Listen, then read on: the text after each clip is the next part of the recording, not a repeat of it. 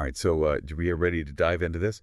$220 billion in debt. Oh, yeah. That's a big one, a really big one. It's a huge number, and it begs the question, how did Volkswagen Decanigas, how did they get here? Yeah. And that's exactly what we're going to unpack today. This is a deep dive into Volkswagen's $220 billion debt crisis. Yeah.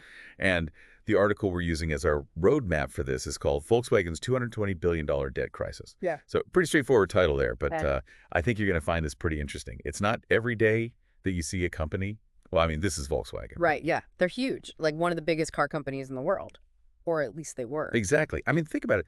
This is the company behind, I mean, not just Volkswagen cars, right? Oh, yeah. But Audi, Porsche, Lamborghini, Bentley, even Bugatti. I mean, come on. Audi, yeah.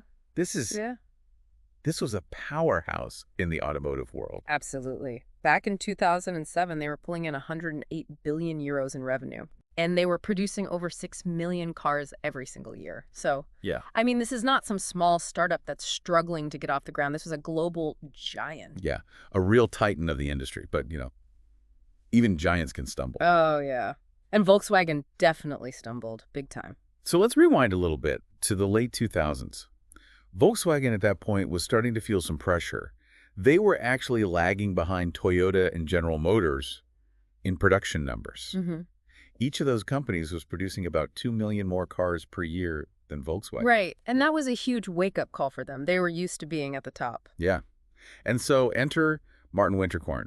He becomes the CEO, and he introduces this really ambitious plan called Strategy 2018. Strategy 2018, it sounds. That sounds grand. Doesn't Yeah. it? It really does, yeah. Like some kind of master plan. So what were they aiming for with Strategy 2018? Well, basically, they wanted to be the world's biggest car maker, again. They set a target of producing 10 million cars a year. They wanted to achieve an 8% profit margin. That's ambitious. It is.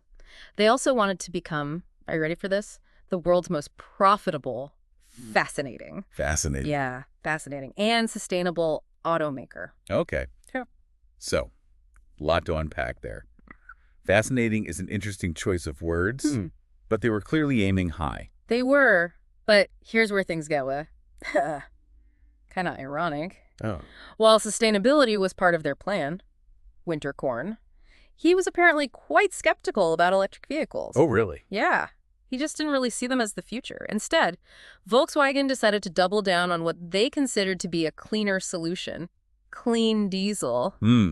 Clean diesel. This is where the story takes a really interesting turn. They basically tried to position clean diesel as their answer to the growing buzz around EVs. Right. Tesla's already starting to make waves at this point. Yeah. And Volkswagen, they needed a way to compete. So they released diesel versions of some of their popular models, like the Volkswagen Golf, for example.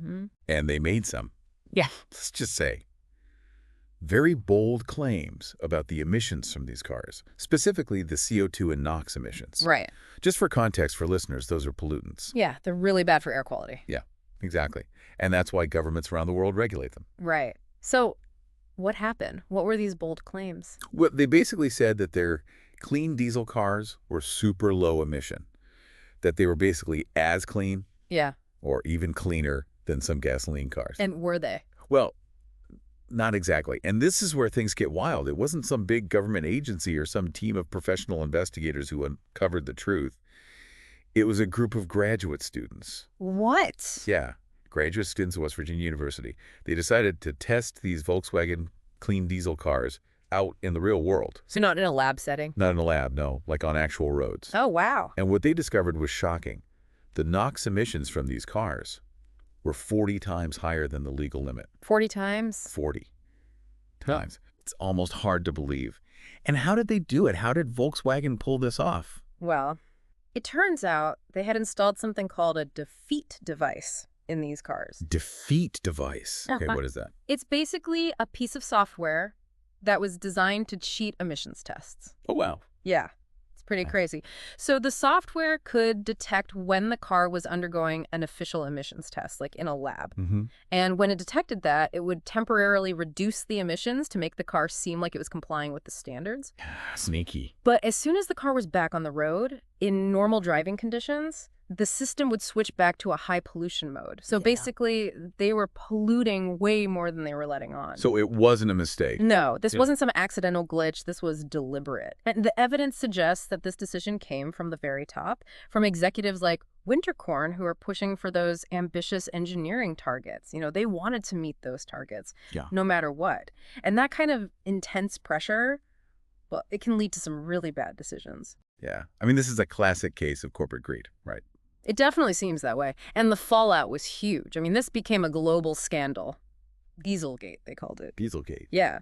And the U.S. Environmental Protection Agency, they hit Volkswagen with major charges for violating the Clean Air Act. Makes sense. 11 million cars worldwide had to be recalled. Wow. And the financial cost, well, it was astronomical.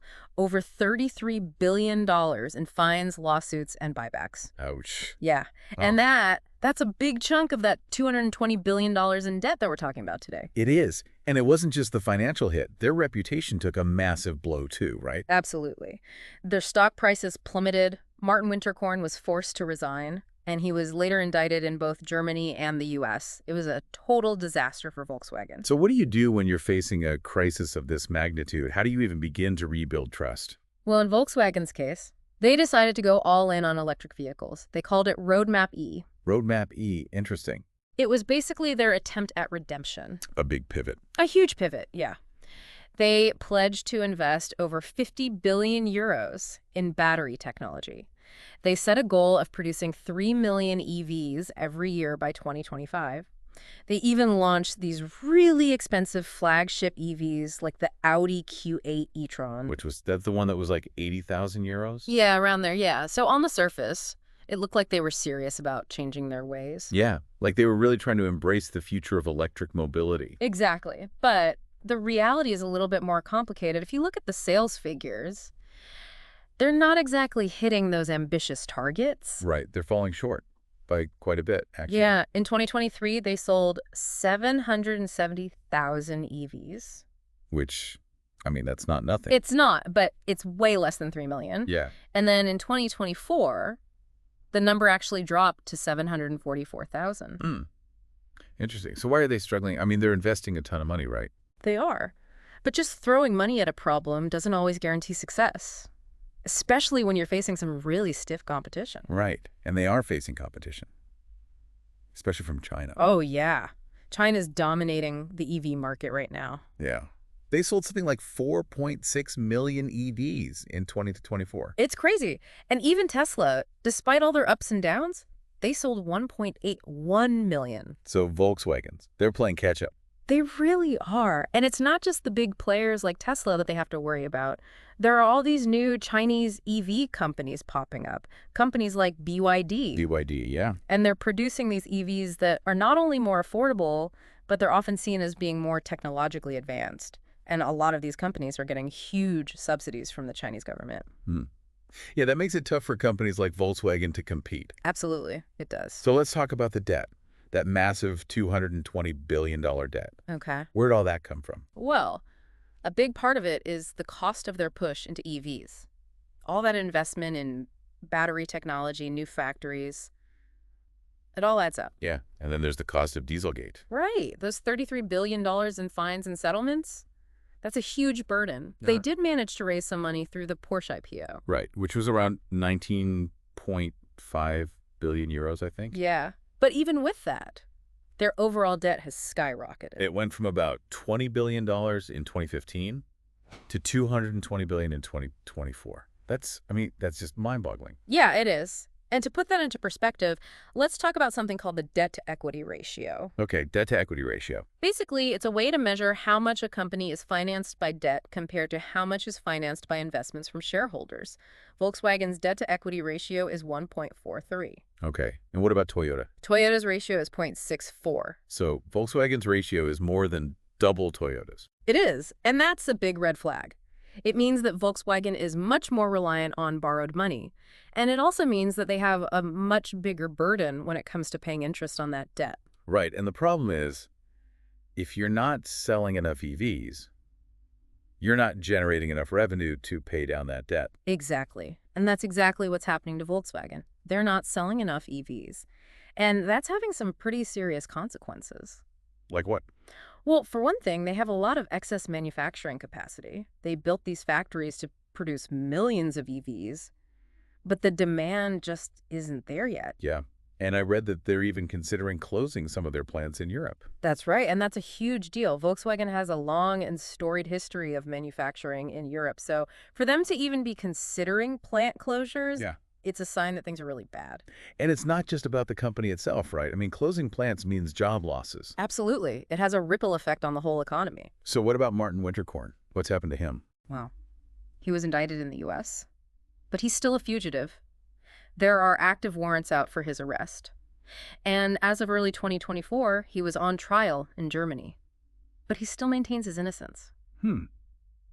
It's amazing to think that this whole scandal, it's still playing out. It is, and it's a reminder that there are real human consequences to these kinds of corporate decisions. Yeah.